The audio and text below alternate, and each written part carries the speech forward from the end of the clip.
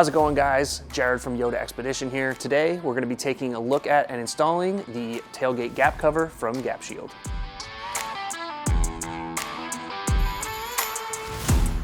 If you're planning on hauling around things like stone or mulch in the bed of your pickup, this is gonna be a must-have mod to keep your tailgate hinge from getting damaged. I personally have one of these on my Tacoma, so when I'm cooking or working on the tailgate, it keeps things from falling down the crack and getting lost. This is gonna be a level 1 out of 3 on the difficulty scale for installation, but we're gonna go ahead and show you how to get it done in this video. Here on the tailgate of the 4th Gen Tacoma, I have everything you're gonna get in the box and all the tools you're gonna need. So let's quick go over what comes in the box with the tailgate gap cover. So the first thing, obviously, you're gonna get is the gap cover itself. This is it right here. It's an extruded piece of rubber with some pre-applied double-sided tape on the back to get it attached to your bed. And then also in the box, you're going to be getting a little tube of adhesion promoter. This is what's gonna make sure that the adhesion of the double-sided tape to your bed is nice and strong. So this is a very important part of this install. As far as tools go, you're not gonna need a whole lot. Right here on the tailgate, I have a heat gun. You can also use a hair dryer. Most people will have that around the house. I have a pair of good scissors. You want them to be nice and sharp. And then I have a Sharpie. This one is silver. It's gonna help mark on the black rubber a little better. Black Sharpie will work, just won't stand out as much. And then here I have a bottle of isopropyl alcohol. This is what I'm gonna be using, but you can also use degreaser or any kind of cleaner that's really gonna get the contact area on the bed nice and clean. You're also going to need a tape measure, a X-Acto knife or razor, and something to use as a straight edge. Here we're using a level. All right, before we go ahead and get started with the install, there's some very important things I need to cover with you guys first, and that's gonna be the environment in which you're gonna be installing this. The optimal temperature range for installing the Gap Shield is 68 Fahrenheit to 100 Fahrenheit, and never below 60 degrees Fahrenheit. It's really important that the surface you're installing on is warm at this temperature, and also the product itself. So this does come rolled up in this tiny little box. Our suggestion is to take it out, unroll it on a nice flat surface in a temperature controlled environment that's at that 68 degrees, and leave it sit for 24 hours before you go ahead and do the install. Well, first thing you want to do is lay this at the back of your bed with one end touching over here, and you can see it is in fact longer than you need. This is a universal product, so whether you have a Tacoma, Tundra, whatever, this will fit. You just have to cut it to length. So go ahead and lay this in. Make sure this side is all the way against. Get it as straight as possible by eye. It doesn't have to be perfect. And then what you want to do is make sure this end is tucked in as hard as possible, and you want to take your Sharpie, and now you want to mark where you're going to be cutting. I'm going to mark it up here at the top of the curve. All right, once you have your mark on there, you can go ahead and pull this out. I'm gonna go ahead and measure this distance from the end to my mark, and I'm gonna put another mark on this side so I know I'm getting a nice straight cut.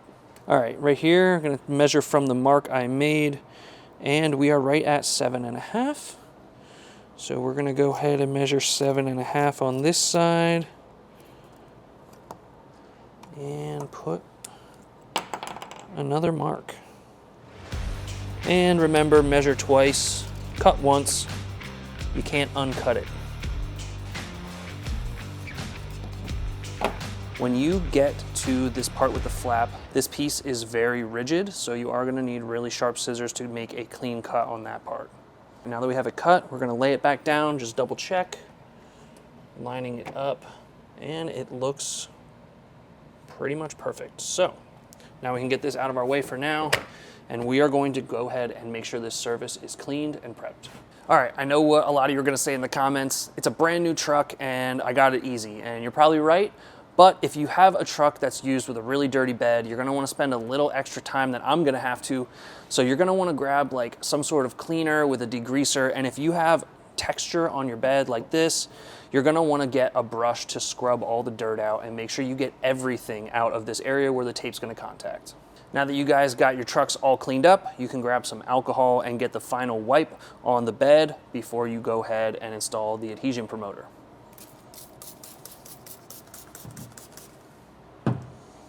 Like I said, you're going to be installing the one piece right along the edge, so you want to make sure that the edge of the end of the bed is nice and clean for that one.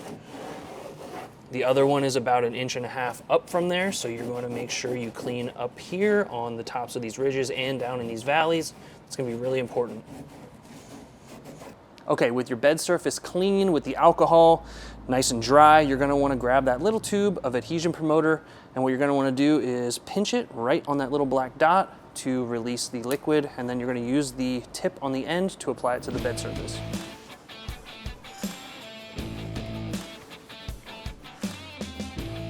With the adhesion promoter applied to the back edge of the bed, we're going to go ahead and lay this in place. Make sure that you have it generally where you want it. Then you're going to want to pull this edge back and pull the backing off of just this piece of the double-sided tape. And you want to line this edge up, like we mentioned, with the back edge of the bed. And we're going to go ahead and give that some pressure so that it sticks for us. Now you just want to walk it across the back of the bed, pulling this out as you go, making sure you have it lined up evenly with the back. So I'm using my thumbs as a guide to keep this as straight as possible, and I'm just going to pull it out. Take your time. With that adhesion promoter on there, this is going to be fairly permanent. Okay, so I'm just applying just enough pressure for this to stick for now, just so that it doesn't move around on me. We're going to apply more pressure later, but for now, you can let it go and it's not going anywhere. We're going to go ahead and cut out some clearance for the tie downs on both sides of the bed. So if you lift this up, you'll see there is a circle kind of around where the bolt goes through. I'm going to trace that with an X-Acto blade. So I'm just going to lay that over, grab the blade, and I'm just going to go ahead and cut out the half circle for the clearance.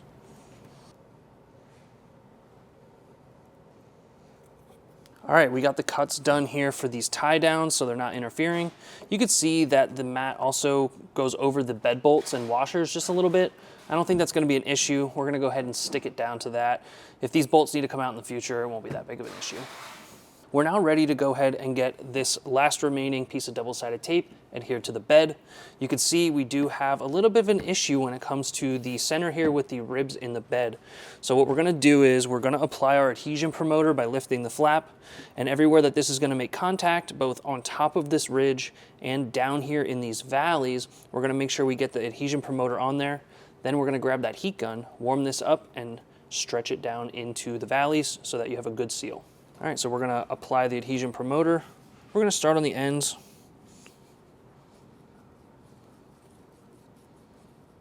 What I'm gonna do is start from the middle.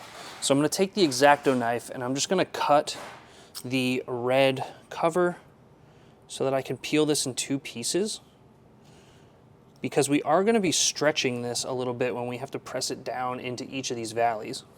So you wanna peel them up so that they are sticking up like this.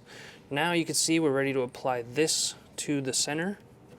What I'm going to do is apply all of the pieces that are sticking up, and then we're going to go back with the heat gun and warm this and press these down into the valleys. So I'm going to work from this side that way first. Just pull this out, press it down on the peak, and now we can go back and go the other way.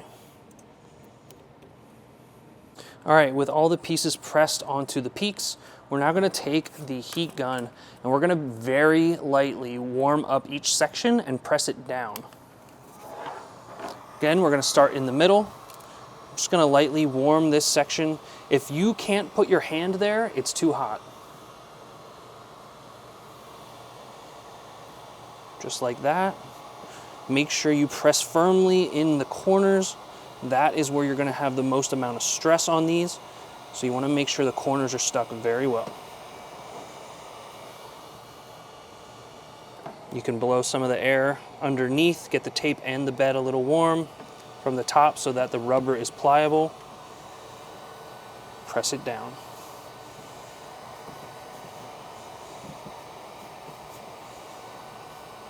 Take your time at this. I'm going to go ahead and go all the way to the passenger side, and then I'll come back to the center and make my way to the driver's side.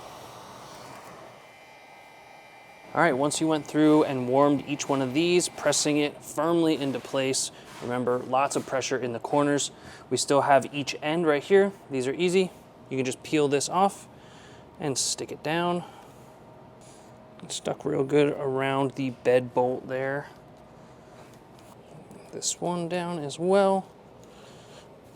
Okay, now that you have everything stuck to the bed, anything that hasn't been heat treated yet, we're gonna go back over with the heat gun so that it's adhered as strongly as possible. Don't forget to lift this flap up, flip it forward, and we're gonna heat up the first strip we applied and press that down too. All right, once you've heat treated everything and pressed it down firmly, this install is completed for the Gap Shield tailgate gap cover. As you can see, when you put the tailgate up, it acts like a hinge and keeps all the debris and small objects in the bed.